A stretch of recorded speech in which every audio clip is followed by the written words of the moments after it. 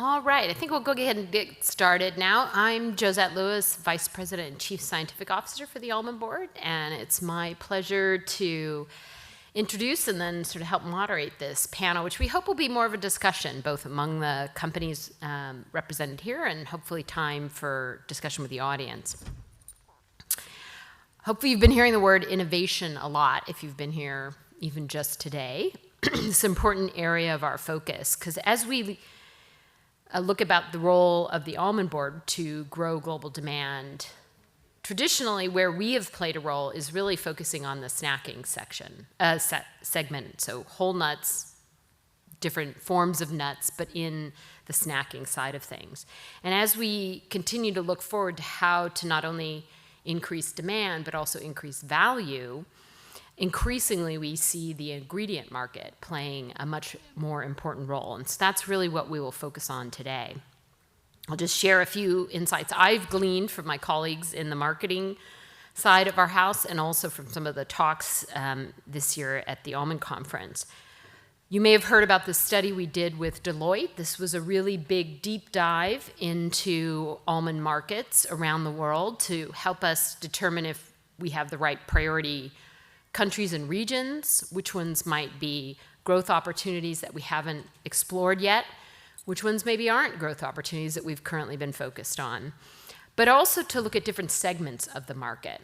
And what became very clear in that study is that the ingredient side is one of the biggest opportunities in about half of the markets that we currently work in for almonds.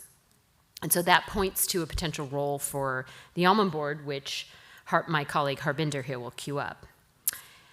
To use an economic term, the ingredient side is a little less elastic, or it's more inelastic than the snack nut side of it. So that means that when food brands include almonds as an ingredient, they're less likely to quickly formulate almonds out of it as an ingredient. So it's a more stable market, which has a lot of value to us.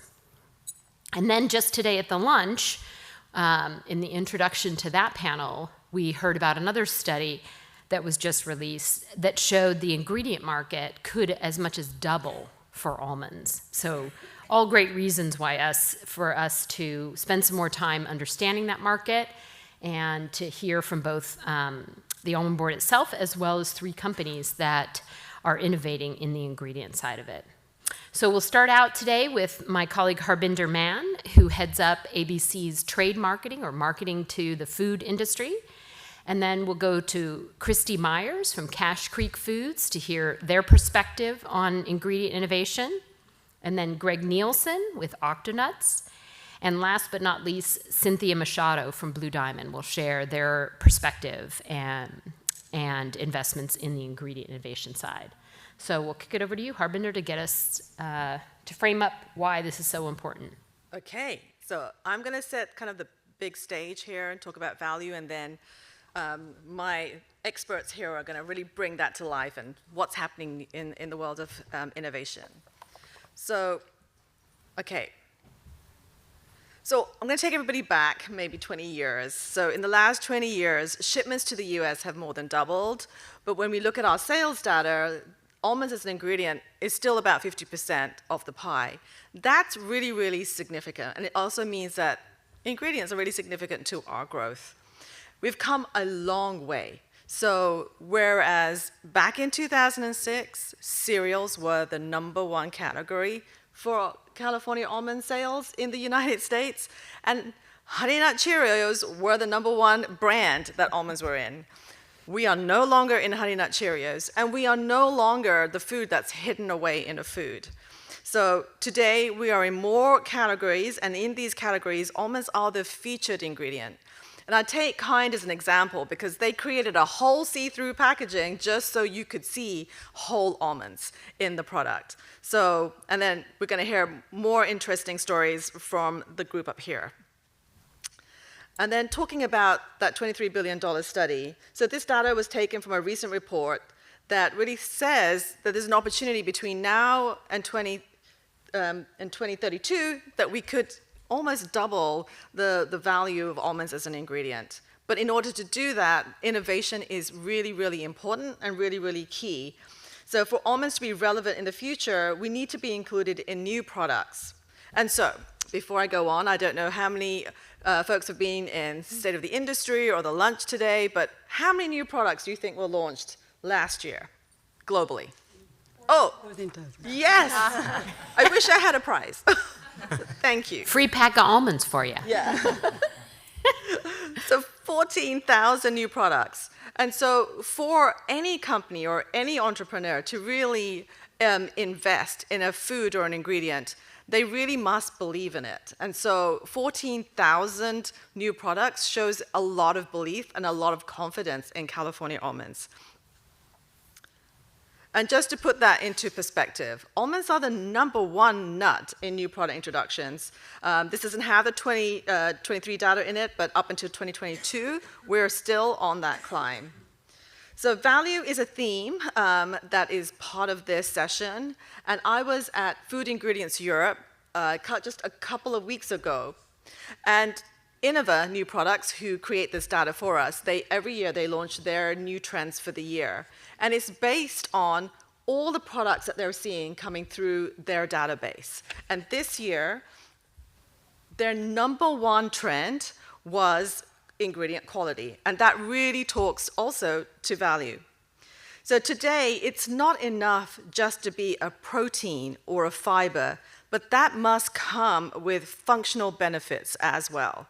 So if you check out the product here on the left, it's got protein, but comes with muscle and gut health, 30 grams of sustained absorption protein, plus it's got to taste good, because if it doesn't taste good, no one's going to buy it again. So this all talks to value of the ingredient and how it's perceived by the consumer. So let's talk about almond value. So value is great news for us because we have quality and a long list of reasons to pick almonds backed by nutritional science and functional attributes. So if you check out a long list of macro and micronutrients, plant-based is a trend that's not going away, sustainable supply. So if you are a medium or a large size company and you're looking for an ingredient that is nutritious and has functional attributes that can grow as you grow, there are not a lot of ingredients to pick from, and almonds is a great choice. On the go, environmental stewardship storytelling, versatility, 14 forms, whether it's crunchy or smooth or almond milk, there is an almond form for you. So what I did was I reached out to the Innova folks and I said, can you pick several products for me that really shows how almonds are kind of exploring new areas, new avenues. So I'm going to go through a few. So this is a puffed almond puff. And now there is a whole wave of medical thinking that maybe we should be giving kids younger and younger some of these allergens. And this kind of goes into that vein. This was launched in the United States in October. So again, a lot of these examples are recent examples to show you kind of how this is coming to life. And then Germany. So Germany is the largest vegan growing population in the world. And I just really love this product. It's a white chocolate with almonds, but they really call out 21% almonds. This is a product from Vietnam, and I just love this description, so I'm just going to read it. So, a super convenient smoothie, rich in protein and vitamin E to help firm the body and brighten the skin. Super convenient. Well, I want that smoothie. Wonder Eggs. So again, in this whole vein of plant-based, we are an ingredient, the first ingredient in this particular product. So again, some interesting ways that almonds are being used and are relevant in new trends today. And then the last one. So in a market like Italy, which is very, very traditional in how they eat, they kind of reject a lot of kind of heavily processed foods. This is a mozzarella that they have launched. So low in saturated fat, suitable for vegans. Okay, so now I'm going to change here and talk a little bit about the Deloitte study that has been mentioned a couple of times throughout the conference. So one of the key outcomes of that study is that ingredients continue to be important to grow. So again, a theme that you've been hearing throughout this conference. Deloitte identified 3 innovation hubs: the US, Germany, and India. And that was really defined by their potential in terms of these are the markets that have the greatest level of new product introductions. These are the markets that have armies of food scientists and product developers. These are the markets that have access to funding and VCs to really create new products, and a consumer base to move those products. So again, very exciting. So today at the Almond Board, when it comes to the trade and the food professional programs, we are working programs to really try and be in those places that product developers are trying to get their inspiration. But as we look into the future, we want to move faster to support the whole industry in new pre-competitive ways. So we need to examine these to open the door to opportunities and also to see what's missing. And so to that end, we're taking advantage of the study and have created an innovation task force. We want to share the value propositions of these opportunities. The task force we are working with are all practitioners from across the food industry with a track record of launching products. We want to apply their skills to the almond industry to unlock new opportunities and position us competitively for the future. Okay, and so this is my last slide, but just in summary, almonds are the #1 nut in new product introductions. We need to continue to share our quality attributes in new ways. Innovation is a journey. We must always be innovating to find those opportunity spaces for almonds where we can add value in categories that are growing. Value goes beyond just one attribute. It's leveraging nutrition research. It's been critical now to really pair the nutritional research with functional benefits. And the panel you're about to speak to are building growth, taking advantage of those almond opportunities, and making this exciting new world of almond products happen. Great, thanks. That sort of sets the stage as to why ingredient and new product innovation is critical to the future of our industry. And now we'll hear from 3 companies, kind of an overview of how they're engaging in this area. And then we have more of a dialogue coming after that. So kick us off, Christy. Well, hello and good afternoon. It's nice to see you. I've been to a number of trade shows, and I have to say that the music at this one is the best. I walk around and I'm like, this is so great. What a great industry we have. And I think that's thanks to the growers and farmers who have their hands in the soil and their feet firmly planted on the ground. So kudos to everybody in this room. So I work for Cache Creek Foods. I head up our business development. Cache Creek Foods is a tree nut ingredient manufacturer. We focus primarily on almonds, and almond butter represents a very large portion of our business. So we're currently innovating in that, as we always have, and also looking at new formats for almonds that can be used in beverages and all kinds of other products. So in order to share about our approach to innovation, I feel like I need to talk about our founder, Bill. Bill grew up in a poor family in Kansas City, Missouri. His father was a barber, and his sister worked, of course, and on some of her paydays, she would take Bill to go and get a milkshake, and it was like the highlight of his life growing up in a poor family. And so Bill grew up with a real passion for food, and after coming home from World War II, where he served in the Air Force, he worked for a number of confectionery companies before starting Shade Foods, which was eventually acquired by Kerry Group. And then he retired and decided to buy an orchard, a large orchard in Cape Valley, and become a farmer. That's a joke. But he did. He retired and he became a farmer, yes. Which is just such a, it's so funny. But he discovered the challenges that farmers face, and he started thinking about the opportunity for a tree nut ingredient processor, and decided to start Cache Creek Foods as a way to add value to his crop and the crops of many other farmers, and that's how Cache Creek Foods was born. Fast forward to the early 2000s, Blue Diamond develops the first almond milk, and a food scientist that worked with Cache Creek Foods was also formulating a high-spec almond butter for Cache Creek, and we helped Some of the largest coffee houses and other companies launched their first plant-based milk. And so that's kind of the history of Cache Creek. And why I think it's important is that innovation has always been foundational to who we are. It's one of our primary core values, as well as integrity, quality, and service. And so innovation works in two ways for Cache Creek Foods. Inbound, which represents the primary way that we innovate. We get requests from product developers across the industry.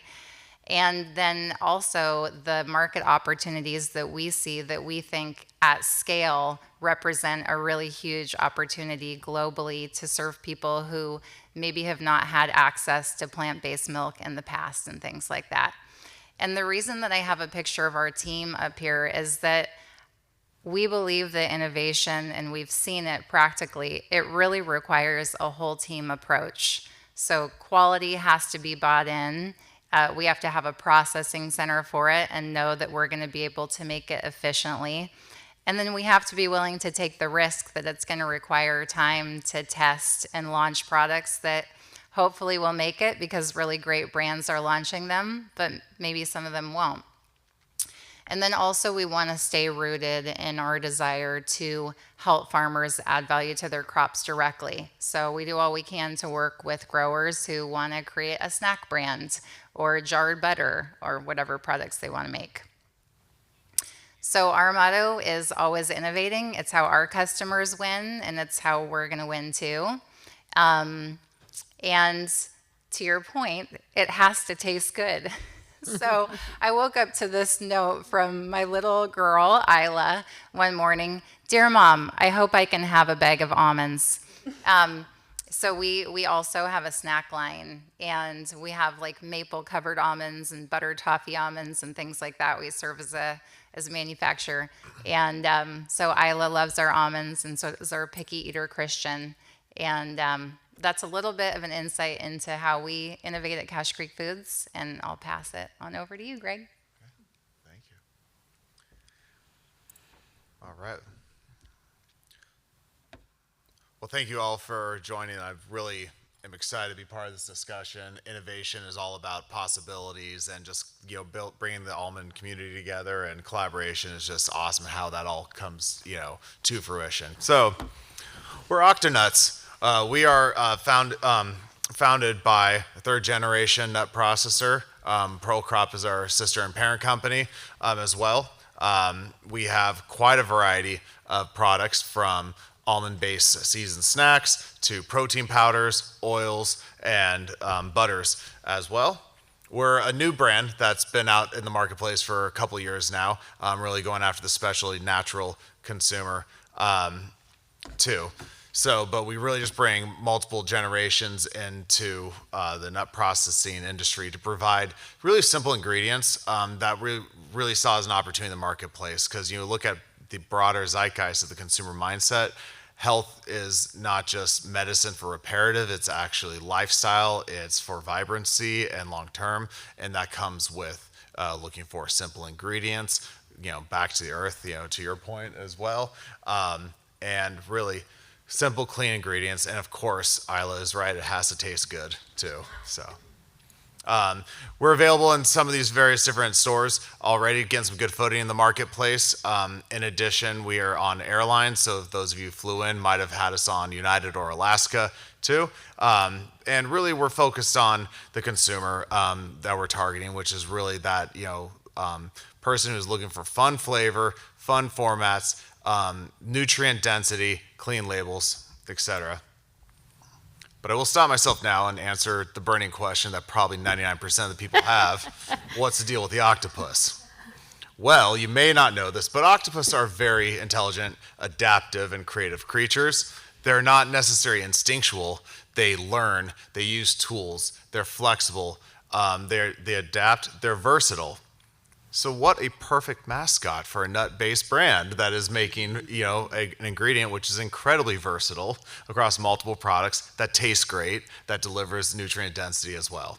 So it's all about goodness for us, goodness you can wrap your arms around. Maybe you can add for a thinking consumer. For a thinking consumer, There too. you go. Yes. So this is a snapshot of our product line. Like I said, oils, butters, seasoned snacks, and fun on-trend flavors that consumers are looking for, like Korean barbecue and herbs Provence, and protein powder. That's not just protein powder for the musclehead out there, but someone who's looking for maybe a gluten-free flour that you could bake with as well. And I'm going to share this picture. We've done a lot of work with Northwestern University to really understand our consumer, and at the end of the day, we want to make sure that we're servicing the consumer for innovation. That's front of mind. We really have an understanding of who she is based on some of the attributes I told you about. This is a consumer group that is more of a mentality and a lifestyle than it is a specific age group or a demographic as well. Someone who wants to feed their children good tasting food that they could be comfortable serving them, or be part of their healthy lifestyle as well too. And finally, we do that a lot through education, expressing the versatility of our products. We have a ton of recipes for how to use our nut-based products all over our website, on our social media, etc. And really trying to just elevate that versatility. So this is just kind of the early days for Octonuts, but hope this pathway of our brand vision really shows you the pathway we're looking to take as well too, and have a lot of exciting stuff in the works in the short term to share with innovation as well. All right, Cynthia, big Good company afternoon, in our everyone. industry. It has long feel like- history. Sorry, I feel like next time I'm gonna wear my sunglasses instead of like these are like super bright. Anyways, good afternoon, everyone, and thank you to the ABC for the invitation to be part of this panel. So yeah, my name is Cynthia Machado. My role at Blue Diamond is a technical services and business development manager. I'm a food scientist by training. So before I jump into like sharing how Blue Diamond approaches innovation for the ingredient side of the business, I'm gonna tell you who Blue Diamond is. And for that, I'm gonna use 4 numbers. I love numbers. I'm a scientist. So these 4 numbers that I have in the screen, they tell the story about who Blue Diamond is. So who are we? So we basically are a community of growers. So we are a co-op. Blue Diamond was founded in 1910. So the co-op is 114 years old, if my math is correct. And we basically represent 3,000 almond growers from California. So we basically handle, process, and sell the almonds from these 3,000 growers. And most of these growers are small growers, and the growers, or like the farms from these growers, are multi-generational farms, meaning that they've passed the farms through like the different generations in their families. You've probably seen our products in the market. You've probably seen our cans of almonds. You've probably seen our almond milk, Breeze, in the market. So we basically have the #1 snack almond and almond milk brand in the US. But besides our branded products, we also have a large portfolio of ingredients. We have around 573 SKUs in our ingredient portfolio. And that goes all the way from almonds like in the shell to almond oil. So how do we approach ingredient innovation? So it all starts with the ideas, where the ideas come from. And in general, the ideas come either from like market trends, like we've been spending a lot of time and resources trying to understand like how we can use our ingredients in dairy analogs. Or the other source of ideas is our customers. Our customers approach to us and they ask if we can develop like specific ingredients for them. So once we have the idea, there's a large group of people from Blue Diamond that are involved in vetting those ideas, in working in developing the ingredient, in commercializing the ingredient. Everything starts with our group of research and development. They are basically the ones that whip the magic and they make the ingredients. They work with our operation groups. They are the ones who tell us, okay, we have the internal capabilities, we can produce the ingredients internally, or we need to look for like a third partner a co-manufacturer to make the ingredient. They work with our regulatory group, with our quality group, to make sure that we have all the approvals to launch the ingredients, make sure that we produce ingredients that are of a high quality. Of course, finance is involved because at the end of the day, I mean, the ingredient needs to be profitable. Besides that, sales is also involved. Sales sometimes brings the ideas to us, or if we are launching a new ingredient, they are the ones who need to go and approach the customers and pitch the ideas. Marketing, of course, is involved because they are the ones who tell us how big are those white spaces for like the new ingredients. Or once we launch the ingredient, marketing is the one that is involved in like planning, okay, how are we gonna support the launch of this product? How are we gonna reach more customers for like that specific ingredient? And besides like all those different functions, there's other people that I probably forgot to include. But yeah, in a nutshell, that's how Blue Diamond approaches innovation. Excellent. So we've laid the foundation of the market trends that lead us toward more ingredient innovation, new products being a bigger part of the future. But let's dig in below 30,000 feet and go into what some of your customers are asking for. You have customers that are literal end user, the people like us, but you also have customers that are other food companies themselves. So maybe if any one of you just jump in. What are some of the trends that you're hearing in terms of customer requests? You can, whoever wants to start. Keep it a little informal after a full day. Everybody's so They all had polite this here. question We're ahead so of time. polite. Go ahead. Greg, lead us off. Yeah, I think first, I mean, we work obviously a lot of retailers and folks, and they are the stage gate to the end user. While there is a lot of innovation going, you saw from the slides earlier, they're actually looking for more innovation. I think there was a decline in the rate of product launches through COVID and all that, and some of that, from the world my career comes from, natural products, specialty foods. There were unfortunately a lot of brands that are either surviving or did not survive that situation. So we're seeing a hunger for innovation and freshness and just something new brands, new flavors, etc. They are seeing a lot of exciting trends that almonds offer that they resonate with. I mean, consumers want it all. They want healthy food. They want nutrient density. They want it to taste amazing. They want a great price. And, they also want to explore different palates and flavors. I mean, the rate of new flavor trends are so much more hyper than they were even 5 years ago, it feels like. I mean, you hear about Pan-Asian flavors were very, popular 6 months ago. You're probably still seeing that now. You're seeing other, other what we call global cuisines out there too. So we're seeing really buyers resonate with just flavors they wouldn't have thought about in, say, an almond or a butter or whatever else, but also other formats. And you can always look to neighboring product categories to get some inspiration as well, too. So. Yeah, I just had a cookie from my sister-in-law that had a Korean gochujang seasoning in the cookie, which I never would have thought. It actually was quite delicious, and you can look to the New York Times for that cookie recipe. But just to your point, like, global flavors are coming everywhere. Others, do you want to chime in? Another request that we get from customers is how they can use our ingredients for clean label applications. Consumers, again, they're looking for products that have shorter ingredient decks with ingredients that they can pronounce. They don't want to see things that sound too scientific, I guess. Yeah, I want to second that. I think that's a huge request that we're seeing is companies who are established and successful are either looking at new lines or ways to reformulate.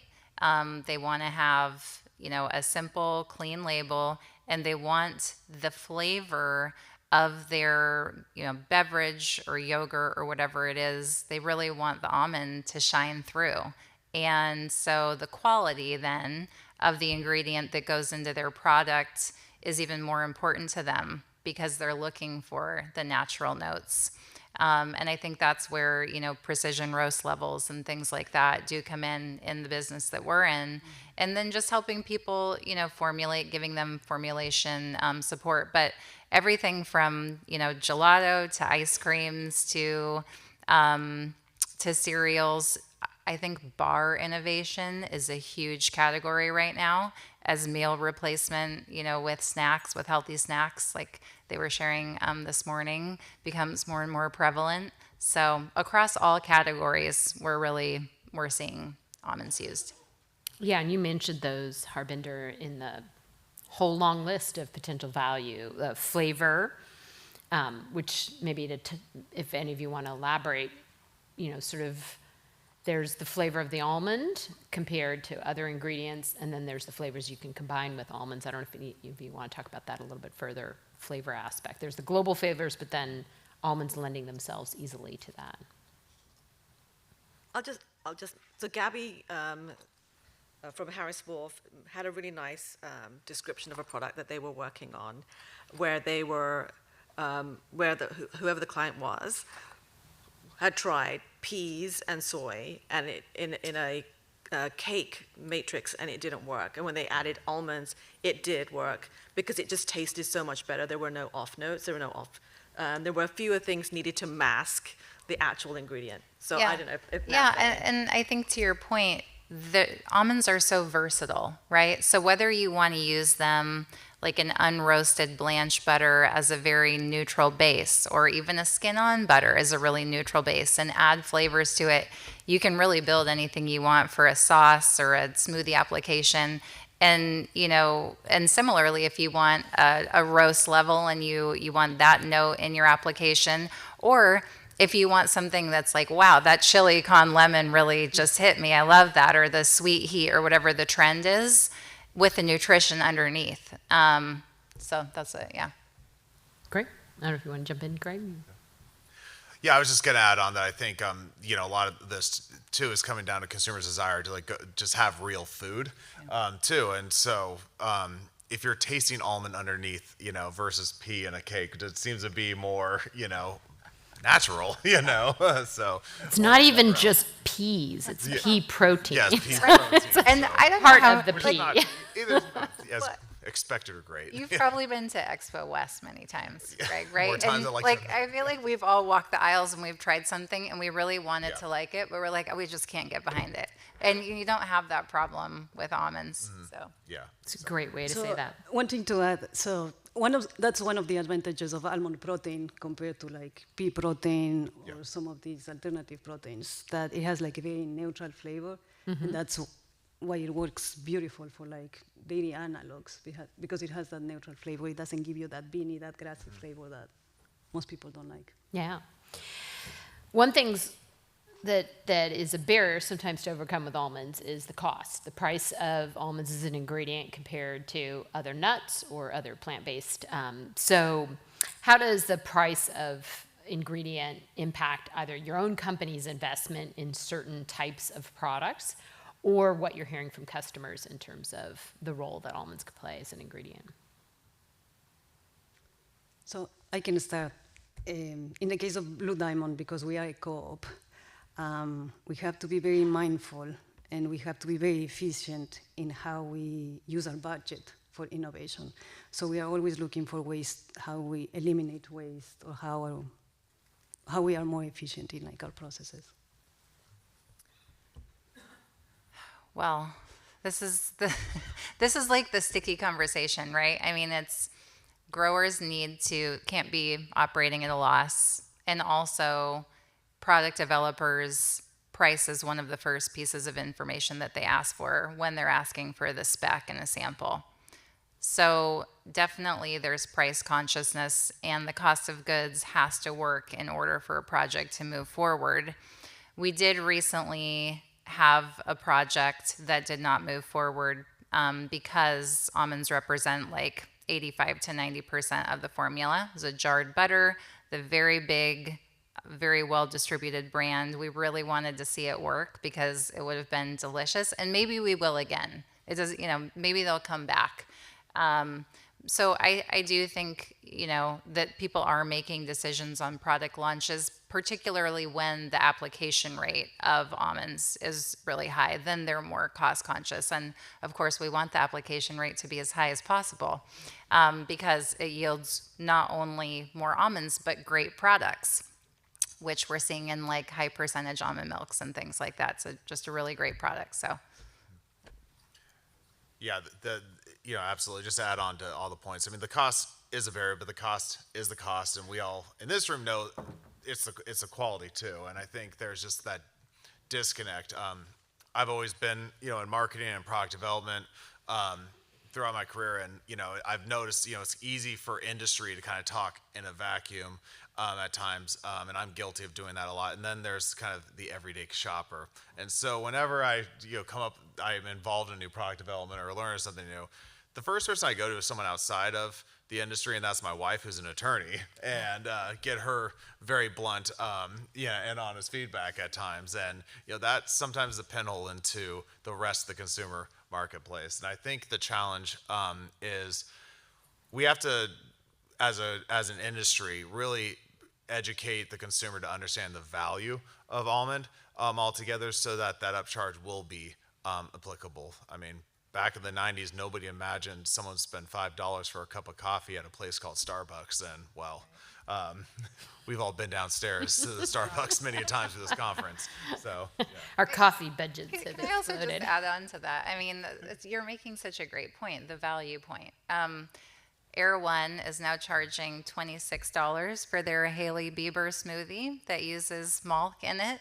It used to be $19, and I was like, that's a lot of money, but I want the smoothie. And now I'm like, I'm really going to think about how much I want this smoothie because that's pretty steep. But it's still on the menu, and people are still buying it, and we'll see what happens to the price. So I love your value point. Mm-hmm. Sometimes you just reset the floor, which is what we hope for almonds. yes. So kind of continuing on the theme of we compete against other ingredients, and it's always healthy to remind ourselves it's other nuts. Peanuts is a way cheaper nut than almonds, but it's also other plant-based ingredients. And we've talked about a couple of areas where almonds have a value proposition that gets above that price differential around their utility to combine flavors, or sort of neutral flavor that you can add on to. Also the free from or the clean label ingredients people can pronounce, things they know.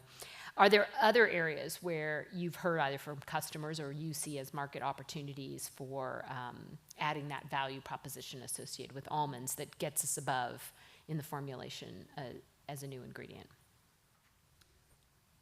So, I mean, we all know that almond has that healthy halo, right? Yeah.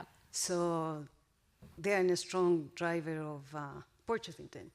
So when people see that a product contains almonds, it's like they know that it's premium, and it's like, oh yeah, that's better for me. And then also, if you compare like the nutritional content of like almonds versus peanuts, almonds are higher in fiber, less in saturated fat. They have more vitamin E, more calcium than peanuts. So almonds are definitely So more nutrition being a big one. Yeah. Others that you guys have seen? I know Harbinger had long tick list there. Maybe you want to remind us of a couple more of those, Harbinger, that you've heard from the food industry. Well, I think the free from is also definitely, like when you look at things like gluten-free, definitely for people within that category. We thought, 10 years ago, we're like, it's a fad, it'll go away, but it didn't go away, and it's still here. So there's the lactose-free, when we see with almond milk, plant-based milk still going really, really strong. Yeah. Yeah, I mean, I think the thing that comes to mind is we are here because we all love almonds. But just to talk about peanuts for 1 minute, it's a huge industry. I don't have the statistic off the top of my head. I'm sorry how large it is, but it is many times larger than the almond industry. And I think that part of the reason for that is that they're a very inexpensive form of natural protein with a lot of nutrition. However, they're also an allergen, and the trajectory to introduce peanuts to children at a young age and the sensitivities around that, I think, is a competitive advantage for almonds, because almonds, even, within people who are sensitive to tree nuts, are just a more palatable approach to introducing that to kids. But so I do think the allergen is a competitive advantage that we have, the magnesium and the vitamin E that you mentioned. So I do think that those are, and then I think the fact that they're grown in California is really great, and just telling the farmer story and the nutrition story and all those things. But I do think that the flavor profile and the neutrality when it comes to product development is one of the key competitive advantages. Mm-hmm. Have you seen in your marketing a difference between the value proposition that, say, a consumer places higher value on certain attributes versus a food brand who might be thinking about things? Obviously, the food brand has to keep the consumer in mind, but have you seen any areas where maybe a food brand will place higher value than a consumer would, or vice versa? And I'll throw out one like sustainability. Nobody brought up environmental stewardship. I don't know if that's been part of any of the conversations that you've had with either your consumer marketing focus or the brands that you sell to. Yeah, I think in preparation for this, we had a great discussion on sustainability, and Chrissy made a great point that we've obviously, what comes up for us frequently from customers is the perception about water usage and all that, and that's a very difficult thing for any institution, industry, individual to change a perception, right? But you talked about climate neutrality, and I remember during that conversation, like, yeah, that is something we should really be elevating, because that's something that's a positive in taking that. So, or excuse me, yeah. So, no, it was I think that's a positive take on it. We're not fighting against the current. We're actually, bringing light to a different benefit. But we also know, and even from, I think, the initial reaction from the previous question about what's motivating consumers and about all the additional nutrients and all that, we know that consumers, sure, when two things are equal, which they very rarely are, they'll choose the more sustainable option. But we also know that consumers are a little bit personally motivated. And so, sustainability might not be, I'm buying this so I reduce the amount of plastic, or I'm buying this so I, am doing whatever impact to the world. It's more so, if I can feed myself good and I input clean and nutrients, and I am part of a larger ecosystem and contributing that as well. So I think that's really where consumers' motivations are really going, versus the sake of doing eco-friendly things for being eco-friendly. Mm-hmm. But at the same time too, our customers aren't motivated because now they're reporting on their sustainability impacts, as corporations. And if we can be partners with helping to, contribute to those sustainability reports on a corporate level, that might be the right twist as well to it. So, other thoughts on this? So I feel like in general, consumers care about 4 things. Taste, it's king. Like, the product needs to taste good. If not, they're not gonna buy it. The second is convenience. Nobody has an hour, 2 hours in their schedule to cook a meal, so they want convenience. The third one, it's health. People are looking for healthy options. And the last one is affordability. Mm-hmm, mm-hmm. And in the case of our customers, they care about profitability, that sometimes it's probably goes against like affordability, reputation, and that's why they care so much about like telling the sustainability story.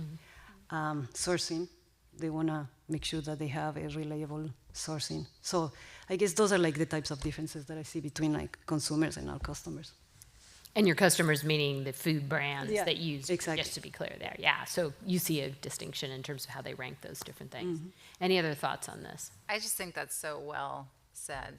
I think that food safety is top of mind for our customers, who are then incorporating our ingredients into their, end products. Whereas their consumers just assume, and rightfully so, that their food is going to be safe. But that's top of mind for our customers, and it certainly is top of mind for us, and one of the biggest investments that we need to make in our business to make sure that we're producing really safe, quality food.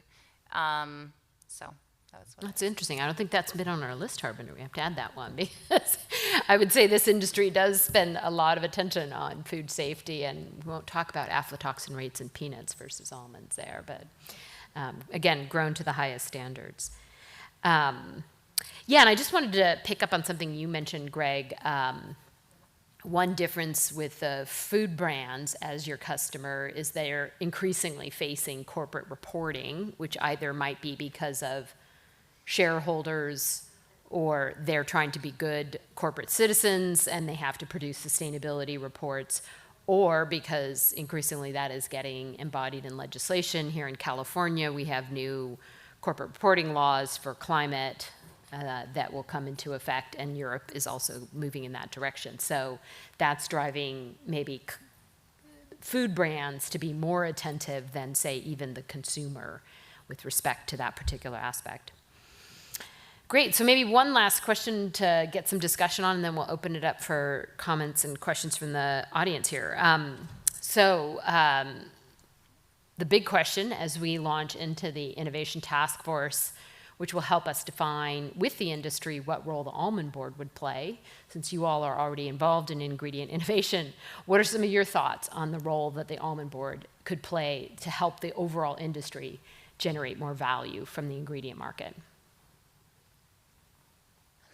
Christy, jump in there. You looked ready. I've been thinking about this a lot, and I think that those videos on True Food Network are so cool, and I'm going to use those as resources now that I know about them, as well as the infographics to share with our customers. Because a lot of times when they're pitching their product to a retailer, that's the kind of information that they want. I think it'd be really cool if the Almond Board could help us on, like, okay, what are all the really great claims that companies can make? I think that was mentioned earlier, and that's a great one. What are the claims? And then humanizing the farmer and really spotlighting the farmer, like, farmers are amazing, and in a really compelling way in video form to introduce the farmer too. Yeah. I can go next. So Christmas is happening in 2 weeks, right? So I have 2 things on my wish list for the ABC. So the first one is... Look at my colleagues at the Almond Board. We got to work fast to fill out that for Santa to deliver it to Cynthia. So the first one is keep telling the sustainability story. Keep educating not just consumers, but also manufacturers, CPGs. And I'm going to share my personal story about this. So I've been in the food industry for more than 15 years. And I joined Blue Diamond about 14 months ago. And before I joined Blue Diamond, I had my questions about the sustainability of almond production. But then I remember that during my first week with Blue Diamond, during my onboarding, my colleague here sitting, Lori, she scheduled a 2-hour meeting with our Director of Sustainability, Dr. Dan Sonke. And during those 2 hours, he basically went through like all the different sustainability initiatives that our growers at Blue Diamond are trying to like follow. And that, I guess, like changed my perception about like the sustainability of almond production in California. So that was for me an aha moment. And like me, there's hundreds of food scientists out there that probably still have that negative perception about the sustainability of almond production in California. So that's one thing on my list. And the second one, is keep funding the nutritional research. I'm a little biased because I'm part of the Nutritional Research Committee, but believe me, like those scientific papers are powerful tools. Just to give you an example, a couple of months ago, I met with a potential new customer in Brazil, and they basically develop like products for athletes, and I share with them one of the studies on the recovery, one of the recovery studies. And it was really, I mean, like they love the results from that study, and almonds, I guess, are not very common in Brazil, so they didn't know about like all those benefits. So yeah, again, those scientific publications are powerful tools when we go and talk to like R&D, like food scientists. So. Well, I feel very confident Santa is going to deliver those two presents to you. And on the first one, environmental stewardship, you just have to stick around till tomorrow morning at 9 a.m. We have a session on environmental stewardship. We'll talk about what we have today. And I love, Christy, that you mentioned some of the resources that we produce. And if you have other handlers out here, or even food brands, you know, we produce a lot of data, and we've learned how to package it better through things like the True Food videos or these infographics, of which we have two, one on nutrition and one on environmental stewardship.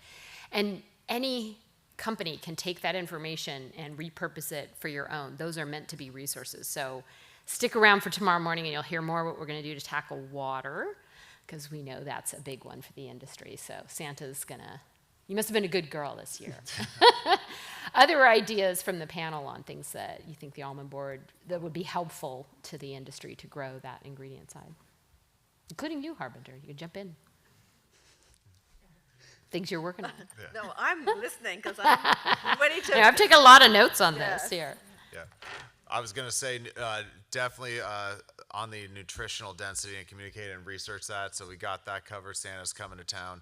And I'd also say versatility and really getting the consumers to understand just how versatile the product is. And, you know, it's surprising at times, you know, that it's very obvious to us because it's in front of us. So you can make oils, protein powders, flours, and more with almonds. But I think more, you know, consumer facing, industry facing awareness will kind of rise that tide for us as well.